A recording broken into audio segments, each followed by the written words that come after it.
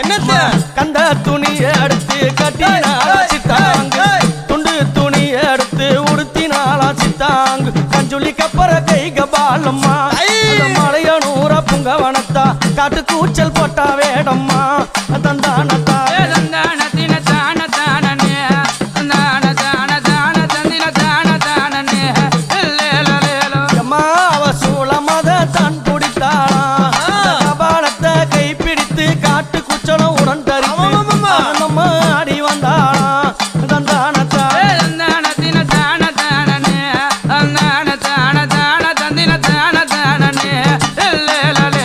அன்னை கையில் இருக்குதே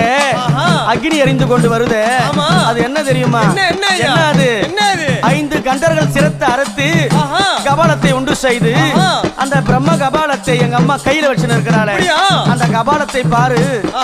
5 தலைகள் இருக்கும் 5